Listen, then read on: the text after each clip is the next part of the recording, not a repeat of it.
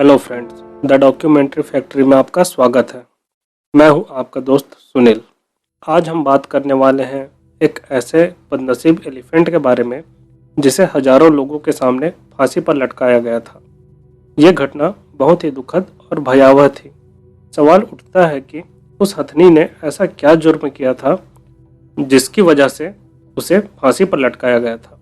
क्या सच में इस हथनी का कोई दोष था या गलती इंसानों की थी जिसकी सजा उस बेचारी हथनी को मिली?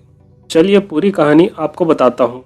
आज से लगभग 112 साल पहले अमेरिका में एक सर्कस कंपनी हुआ करती थी जिसके मालिक का नाम चार्ली स्पार्क था और उस सर्कस का नाम स्पार्क्स वर्ल्ड फेमस शो था, जिसमें मैरी नाम की एक हथनी थी जिसके करतब देखने के लिए लोग दूर दूर से आते थे। तब लोग उस हथनी को बहुत प्यार करते थे, पर कुछ ऐसा हुआ जिसने सर्कस और हथनी की जिंदगी बदल दी। मामला ये था कि सर्कस के मालिक और हथनी के महावत या कहे केयर टेकर के बीच में कोई विवाद हो गया था, जिसकी वजह से महावत ने सर्कस छोड़ दिया। उसके बाद से मैरी उदास रहने लगी। कारण ये था कि महावत और हाथी का संबंध पेरेंट्स और बच्चे के जैसा होता है। हाथी बहुत ही इमोशनल और इंटेलिजेंट एनिमल है।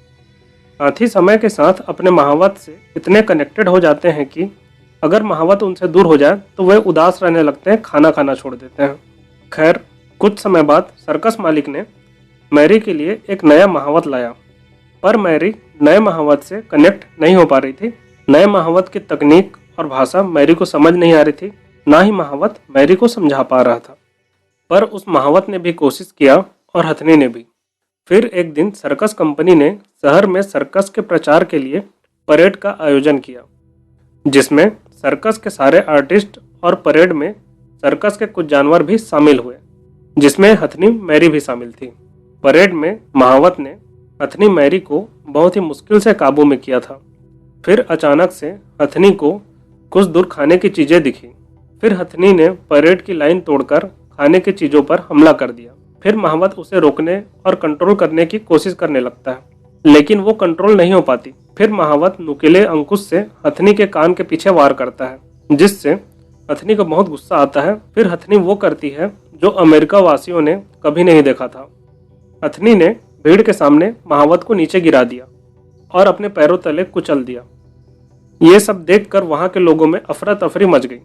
बहुत से लोग हाथी को मारने का नारा लगाने लगे और हंगामा मचाने लगे। लेकिन जैसे तैसे उस दिन वो मामला शांत हुआ। लेकिन अगले दिन अखबारों ने इस खबर को प्रमुखता से छापा और शहर में लोगों के मन में गुस्सा और बढ़ने लगा। फिर लोग सर्कस के मालिक चार्ली स्पार्क से हाथी को मारने की डिमांड करने लगे और धमकी भी देने लगे, अगर हाथी को नहीं मारा तो सर्कस नहीं चलने देंगे। सर्कस के मालिक ने लोगों की बात मान ली। फिर लोग हथनी मैरी को मारने के तरीके ढूंढने लगे। किसी ने कहा हथनी को करंट से मारना सही होगा, किसी ने कहा ट्रेन के टक्कर से मारा जाए। फिर फैसला हुआ कि हथनी को किसी बड़े क्रेन से लटकाकर फांसी की सजा दी जाए।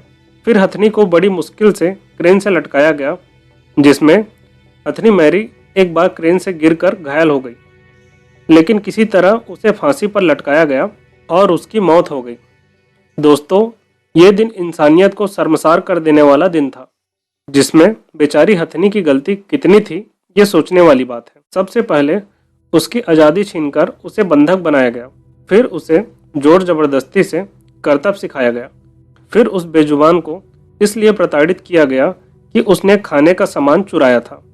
उस बेजुबान को क्या पता था खाने के लिए पहले पैसे चुकाने होते हैं, लेकिन उस हथनी ने इसकी कीमत अपनी जान देकर चुकाई। दोस्तों, मैंने हाथियों के बारे में पहले भी वीडियो बनाया है। हाथी बहुत ही सेंसिटिव और इमोशनल एनिमल है। बहुत से मामलों में हाथी किसी इंसान की जान ले लेते हैं, तो ये भी देखा गया है कि हाथी उस जगह पर खड़े होकर हफ्तों तक विलाप करते हैं। अगर उनका महावत उनको छोड़कर चला जाए तो शोक में ये खाना पीना छोड़ देते हैं। जिस दिन मैरी को फांसी दिया गया था, उस दिन को गुजरे 100 साल से ऊपर हो चुका है और आज भी हाथियों को बहुत परेशान किया जा रहा है। 100 सालों में भी हम इंसान बिल्कुल नहीं बदले। तो दोस्तों, उम्मीद करता हूँ आपको ये वीडियो पसंद आई होगी। तो प्लीज़ लाइक, शेयर और सब्सक्राइब करें और कमेंट करना ना भूलें। धन्यवाद।